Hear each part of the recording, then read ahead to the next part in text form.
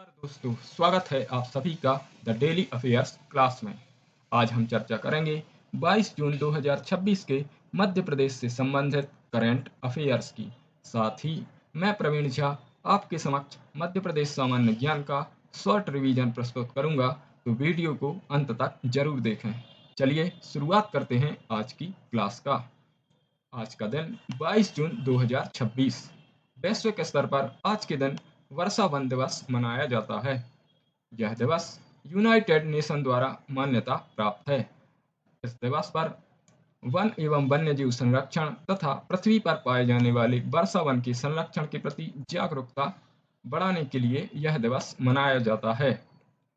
आपको बता दूं कि पृथ्वी पर सबसे बड़ा वर्षा वन अमेजन वर्षा वन के नाम से जाना जाता है तथा यह दक्षिण अफ्रीका महाद्वीप में स्थित है। Next question. हाल ही में राष्ट्रपति महोदया मध्य प्रदेश के दौरे पर आई हैं। वे किस राष्ट्रीय उद्यान में जाकर चीतों का निरीक्षण करेंगी? तो इस प्रश्न का सही आंसर है option B, Kuno national park. आपको बता दूं कि भारत से चीते विलुप्त हो चुके थे। अभी जितने भी चीते देश में या मध्य प्रदेश में हैं, वे सभी विदेशों से बुलाए गए हैं। उनमें बोत्सवाना से 9 चीते, नामीबिया से 8 चीते और दक्षिण अफ्रीका से 12 चीते बुलाए गए हैं। मध्य प्रदेश में अभी 57 चीते हैं, जिनमें से कूनो नेशनल पार्क में 54 तथा गांधी सागर अभ्यारण्य में 3 चीते हैं। Next question. 20 जून को मध्य प्रदेश की किस योजना को दिल्ली में प्रतिष्ठित स्कॉच अवार्ड मिला है? तो इस प्रश्न का सही आंसर है ऑप्शन ए, भावांतर भुगतान योजना। अगर इस योजना के बारे में बात करें तो सरकार द्वारा फसलों के लिए जो एमएसपी प्रदान की जाती है, अर्थात न्यूनतम समर्थन मूल्य दिया जाता है, यदि उसके इतर मंडी में कम दाम मिले तो इस अंतर को पाटने के लिए सरकार सीधे किसानों के खाते में उस अंतर मूल्य के पैसे हस्तांतरित कर देती है। एमपी सरकार इस योजना के माध्यम से किसानों को उनकी फसल के लिए उचित मूल्य दिलाने के लिए प्रयास कर रही है। इसी प्रयास के कारण मध्य प्रदेश सरकार को प्रतिष्ठित स्कॉच अवार्ड मिला है। आपको बता दूं कि इस वर्ष सोयाबीन के लिए भावांतर भुगतान योजना के तहत 1328 रुपए की राशि आवंटित या निर्धारित की गई थी। Next question. अंतर्राष्ट्रीय योग दिवस के अवसर पर मध्य प्रदेश के किस विश्वविद्यालय ने सामूहिक योगाभ्यास करके एक नया विश्व रिकॉर्ड बनाया है? तो इस प्रश्न का सही आंसर है ऑप्शन बी, मालवांचल विश्वविद्यालय इंदौर। आपको बता दूं कि इंदौर में 35,000 नागरिकों ने एक साथ योगाभ्यास करके नया ऐतिहासिक विश्व रिकॉर्ड दर्ज किया है तथा यह रिकॉर्ड लंदन बुक रिकॉर्ड में दर्ज किया गया है। इंदौर स्वच्छ सिटी के नाम से तो जानी जाती है, साथ ही अब वहां के नागरिक इसे स्वस्थ सिटी के रूप में बनाने के लिए प्रयास कर रहे हैं। योग दिवस के परिप्रेक्ष्य में मध्य प्रदेश सरकार 12 मई से घर घर योग हर व्यक्ति निरोग अभियान चला रही है तथा आयुष मंत्रालय के अंतर्गत अभी 800 आरोग्य मंदिर स्थापित किए जा चुके हैं। Next question. मध्य प्रदेश में जैविक खेती को बढ़ावा देने के लिए कितने एकड़ क्षेत्र में खेती की जा रही है? तो इसका सही आंसर है 3 लाख एकड़। मध्य प्रदेश में अभी 3 लाख एकड़ भूमि में जैविक खेती की जा रही है। मध्य प्रदेश देश का एक बड़ा हिस्सा जैविक खेती के रूप में संरक्षित करता है। राज्य सरकार फार्म टू फोक दृष्टिकोण के तहत किसानों को रासायनिक मुक्त खेती अपनाने के लिए प्रोत्साहित कर रही है। हाल ही में प्रधानमंत्री ने पीएम किसान योजना के अंतर्गत 9.40 करोड़ किसानों को 18,800 करोड़ रुपए आवंटित किए हैं, जिसमें मध्य प्रदेश के किसानों को 1,640 करोड़ रुपए आवंटित हुए हैं। Next question. हाल ही में 108वें स्कॉच समिट में मध्य प्रदेश पर्यटन के किस मिशन को प्रतिष्ठित स्कॉच गोल्ड अवार्ड मिला है? तो इसका सही आंसर है option A, responsible tourism award.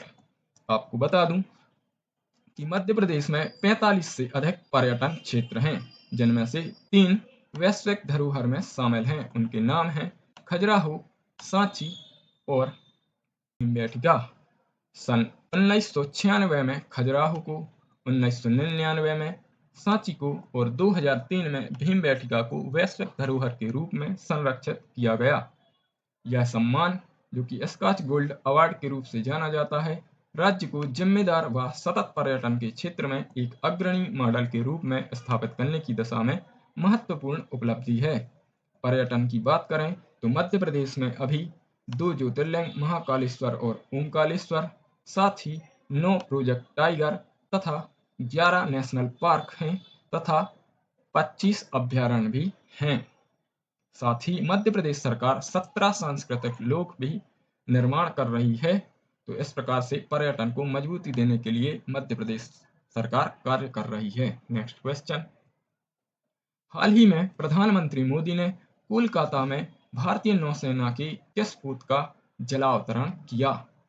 तो इसका सही आंसर है INS दुनागिरी, INS संशोधक और INS अग्रय। ये सभी तीनों नौसैनिक पोत दुनागिरी से ब्रह्मोस मिसाइल लॉन्च की जा सकती है, INS संशोधक से जल सर्वेक्षण किया जा सकता है तथा INS अग्रय से तटीय रक्षा की जा सकती है। ये तीनों नौसैनिक पोत महत्वपूर्ण हैं। यदि बात करें तो भारत में अभी तक 130 से अधिक नौसैनिक पोत हो चुके हैं। Next question. हाल ही में स्लोवाकिया में भारत के नए राजदूत कौन बने हैं? तो ये हैं विश्वासविदु सक्काल। हाल ही में स्लोवाकिया में माननीय प्रधानमंत्री मोदी जी का दौरा हुआ था। स्लोवाकिया का सर्वोच्च पुरस्कार प्रधानमंत्री नरेंद्र मोदी को दिया गया था। Next question. Cloud native computing foundation की हालिया रिपोर्ट जारी हुई है। उसमें भारत दुनिया के कुल क्लाउड डेवलपर्स का कितना % हिस्सा है? तो इसका सही आंसर है ऑप्शन सी 11%। क्लाउड के बारे में यदि बात करें तो जैसे हम किसी यूट्यूब वीडियो को सर्वर पर डाल देते हैं तो उसे हम अपने मोबाइल में या मोबाइल की मेमोरी में सेव करें या ना करें, वह फाइल हमें सुरक्षित मिल जाती है। इसी प्रकार से यह क्लाउड कार्य करता है, मतलब कि सर्वर में अपनी सारी फाइलें सेव रहती हैं, चाहे लैपटॉप या मोबाइल में ना रहें। भारत में लगभग 22.5 लाख क्लाउड डेवलपर्स हो चुके हैं। Next question. अब हम बात करेंगे मध्य प्रदेश सामान्य ज्ञान की। आज हम पढ़ेंगे मध्य प्रदेश के प्रमुख जलप्रपातों की। तो जलप्रपातों में सबसे महत्वपूर्ण जलप्रपात है बहुटी जलप्रपात, जो कि मध्य प्रदेश के मऊगंज जिले में सेलर नदी पर स्थित है तथा इसकी ऊंचाई 198 मीटर है, जो कि मध्य प्रदेश का सबसे ऊंचा जलप्रपात है। चचाई जलप्रपात मध्य प्रदेश के रीवा जिले में बीहड़ नदी पर स्थित है तथा इस जलप्रपात की ऊंचाई 130 मीटर है। यह मध्य प्रदेश का दूसरा सबसे ऊंचा जलप्रपात है। केवटी जलप्रपात, यह जलप्रपात रीवा जिले में महाना नदी पर स्थित है। चुलिया जलप्रपात, यह राजस्थान में चंबल नदी के किनारे स्थित है। धुआंधार जलप्रपात, यह मध्य प्रदेश के जबलपुर में नर्मदा नदी पर स्थित है। इसकी ऊंचाई 18 मीटर है तथा इसे भेड़ाघाट पर्यटन क्षेत्र के नाम से भी जाना जाता है। कपिलधारा जलप्रपात, यह अनूपपुर जिले में नर्मदा नदी के उद्गम स्थल से 6 किलोमीटर दूर स्थित है। कुछ और जलप्रपात हैं जिन्हें हम टेबल के स्वरूप में पढ़ेंगे। पूर्वा जलप्रपात, यह तमस नदी पर स्थित है तथा यह रीवा जिले के अंतर्गत आता है। यावन जलप्रपात, यह बीहड़ नदी पर रीवा जिले में स्थित है। पांडव जलप्रपात, यह केन नदी पर पन्ना जिले में स्थित है। गाथा जलप्रपात, यह केन नदी पर पन्ना जिले में स्थित है। यदि इन दोनों को एक साथ याद करना हो तो पन्ना की पांडव गाथा इस प्रकार से याद कर सकते हैं। दर्दी जलप्रपात, यह नर्मदा नदी पर खंडवा जिले में स्थित है। लक्ष्मणधारा जलप्रपात, यह नर्मदा नदी पर अमरकंटक जिले में या अनूपपुर जिले में अमरकंटक में स्थित है। झाड़ीदाह जलप्रपात, यह चंबल नदी पर इंदौर जिले में स्थित है। पाताल पानी जलप्रपात, यह चूरल नदी पर इंदौर जिले में स्थित है। पाताल पानी एक महत्वपूर्ण जलप्रपात है। इसे हम टांट्या मामा या टांट्या भील के नाम से भी जानते हैं।